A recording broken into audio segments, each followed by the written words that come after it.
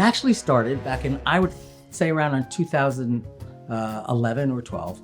I got a call from my agent at the time, who's still my agent, asking me if I ever heard of a TV show called Hee Haw. My grandfather was a vaudevillian and loved that sort of vaudeville comedy and kind of introduced it to me at a very young age. And we used to watch, when I was a very little kid, we used to watch Hee Haw together. I said, yeah, I know what it is. And they said, well, the Grand Ole Opry Entertainment, owns the rights to it and wants to turn it into a Broadway musical. Are you interested in meeting on it? And I said, yeah, of course I'll meet on it. And I said, I love that kind of humor, that fast-paced humor, but what I don't want to do is a variety show. I want to do a book musical. And they said, basically, do what you want. I took like the next year and a half, and just created a story about a fictional town. And then we decided we needed to get composers. What they wisely said was, we want to get authentic country artists to then come in and learn how to write Broadway, as opposed to Broadway artists who are trying to sort of imitate country. So I went to Nashville and I met with some good old boys. I met with some like real hardcore Nashville songwriters, and then met with Brenda Clark and Shane McAnally. And it was love at first sight. We were all out, proud, gay artists. We instantly started batting around ideas, and I just fell in love with them. And I said, okay, we're gonna write this together. And about another year passed, and we had our first meeting about what was then called Hee Haw the Musical. And then ultimately, we decided to do what's called a 29-hour reading. So you spend 29 hours of a week rehearsing it, and then you invite people in from the industry to watch it and see what you have. And we ultimately did a production of it at Dallas Theater Center in Dallas, Texas. And what happened there was we sort of lost our vision for what the show was, because we were, I think, somewhat locked to source material and to a perception of that source material and all that. And we realized we're going down the wrong road. It's just not gonna work. And we sort of all said, well, we tried, and went our own ways. And then about 2 years passed. I went off and wrote Tootsie. Shane and Brendy went off and got many, many Grammy nominations. And we all sort of lived our lives and went on until the world started to change. And the country started to change. And I started to feel this incredible divisiveness and vitriol taking root in the country. And I was like, I'm a writer, I gotta write about this. And nothing made me happier than my experience of working with Shane and Brandy. So I called them, I said, let's start over. Let's just keep a few of the elements that we loved, the energy of the comedy, and write a show about how we're feeling about the shift that's happening in the world.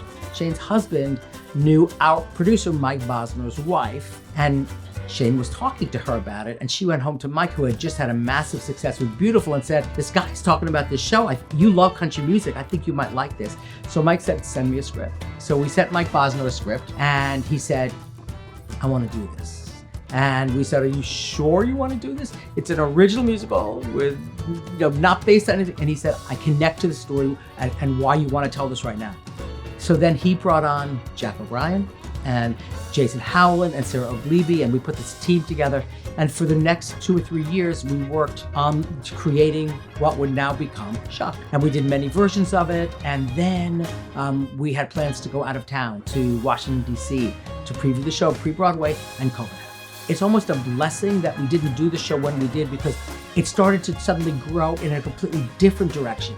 And that production we were gonna do in DC became a whole other production. And then we did a couple of workshops, and then did a production at the wonderful O'Neill Center in Connecticut, where they just let us have their space and their barn, and we played and see what would happen. And then Mike knew somebody at the Pioneer Theater in Salt Lake City, Utah, who had a show drop out, and they said, come and do it here. And I was terrified. I was like, Utah, I'm a little nervous about that. It's conservative, it's very Mormon heavy. Will they get the humor? Will they get the story we're trying to tell? And we went, and Jack mounted the show in Utah, and it was a success. You could feel their arms unfold as the comedy got bigger and bigger. And it is a little blue in places, gets a little bawdy, but it's never mean, it's never cruel. And the score is just so beautiful and funny and heartfelt.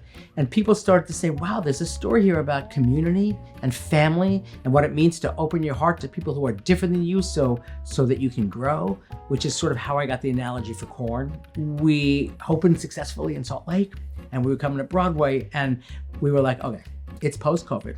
Theater has not come back economically the way we want it to. We had a show with no underlying rights, so no source material, no stars other than wonderful Broadway actors, and really nothing other than a picture of a corn cob.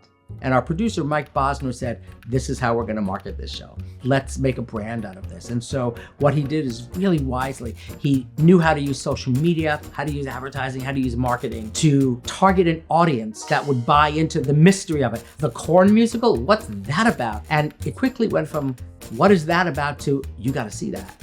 And it just started to grow. The laughter became infectious. People started coming back 2 or 3 times dressed in corn costumes and bringing cans of corn with them. And it became sort of like Rocky Horror for corn. It became this thing where the audience became really invested in the characters and the story, and it became their show. 9 Tony nominations later, that's how Shucked the musical started. From a little meeting with the president of Opry Entertainment saying, have you ever heard of Hee Haw, to a completely different show that still celebrates Heartland America and country music, as well as it's a Broadway score with country influences, an incredible cast, and a story about community and family that people seem to be resonating with.